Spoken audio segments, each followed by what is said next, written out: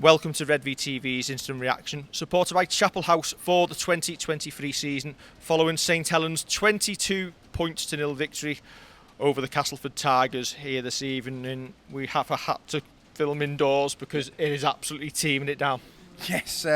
Picked one, didn't you, brother? Whether everywhere you go, as a man once said. It's been glorious for about 2 weeks now. We've had 3 or 4 days of this, and that's the time when we chose to come down. But come down, we've seen a 22-0 victory. Last time we were here, we've seen a 25-0 victory. Obviously, the team doesn't need work on our defence. They just need to invite us down. Yes, our Scottish defensive coaches. Listen, that was about as professional performance as it could be in those conditions. We did everything we needed to do. Solid defensively. Ball handling was pretty good given circumstances, and job done. Absolutely, it was always going to be a very attritional game when you seen the day it was, and even the fact as well that the academy played before it, so the pitch is getting churned up for a couple of hours prior to the main game tonight. But the important thing was, as you say, go through your sets. The great thing I was really happy with tonight, we varied the kicking game. Doddy put a few little grubbers through, and I think Johnny put a couple through as well. That's one thing we've been crying out for. We did it well tonight. It was unlucky not to get a try off it when he down at the popular end, when he kind of cut back inside and almost got on the end of his own kick. It was do the job, field position, keep them pinned to their own line, give them nothing to work off, and I thought we were terrific at that tonight. Yeah, Lewis Dodd, he did vary the kicking game tonight. He took the line on a few times as well. Much improved? Yeah, considering how on and off we've been over the last couple of weeks especially. I was saying to Peter, feels like it's a light switch at times. We're either really good and we put it on like tonight, or we are really dire like the week before. It's really just that kind of thing. I think the big thing that I liked about it was the attitude near the end. They were determined to nail them, so there's a lot of positives there, considering that it was perhaps not the game for the purists in the end up, but a win's a win, and I think we can be really happy with that.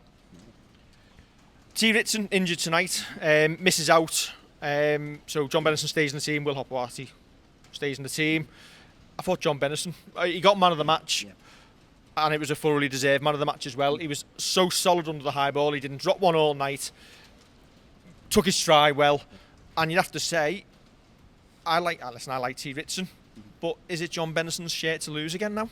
100%. Apart from when he got caught out down the far end for a 40-20, maybe slightly out of position. I think the first one, wasn't he? Yeah, after that he was, I would use the word imperious under the high ball. He never looked like dropping one. His returns at the fence were really good. Scored a very nice try. Also want to praise the much maligned, which I think is a prefix goes before his name, Will Hopewati. Yeah, he was next up. He was absolutely outstanding tonight. I'm going to use that word, I thought, especially just down there. That defensive effort to put that was a try for all money. And he had another couple of defensive efforts in the first half, great under the high ball, some good tackles, and he did everything that you would expect of him. We didn't really have a failure tonight. I thought Percy looked back to his old self, carrying the ball, kicked well, delighted he got a try. Everybody can take full credit for the performance tonight. Very much a team effort.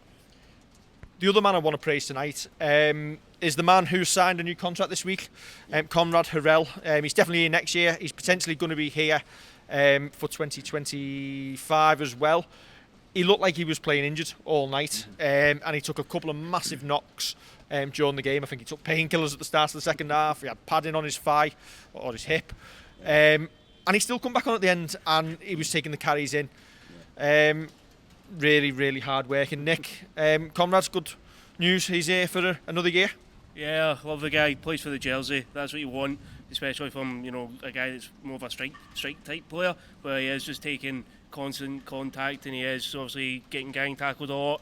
Obviously, the fact that he was playing pretty much stitched up for most of the night as well, it's proper credit to the guy, and his attitude is phenomenal regardless. And even when he's been playing with Tonga internationally as well, been absolutely class. So really happy to see that. Really happy to see Hopewati playing well as well. And as we've been saying, Bennison was terrific to go with it. So it's been a solid by all of them. So well done to every last one of them.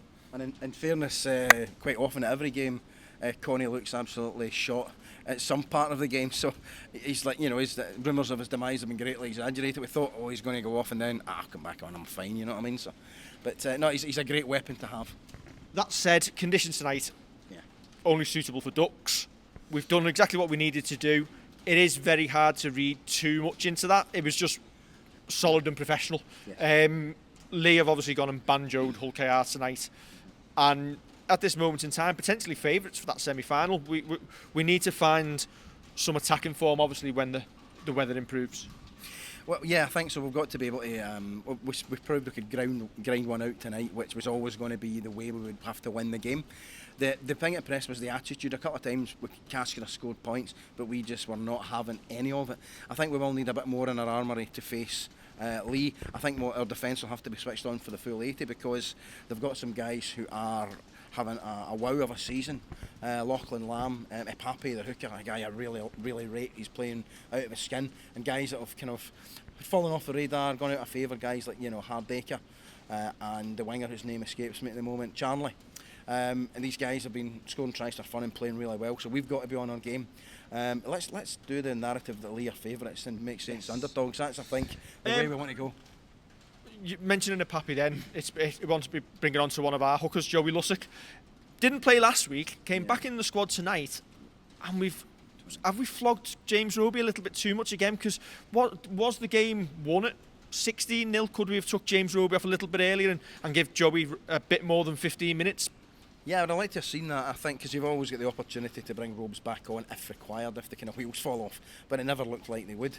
With Joey come on... And to be fair, have the wheels ever looked like falling off when Lussick's on the field instead of Roby this season? No. Yeah, exactly. I mean, I think the first thing he did was put in a really good probing kick right down to the far corner there that pinned Cass back in when he came on, Joey. So he's not just passing it off the floor. He's not just scooting with the ball in hand.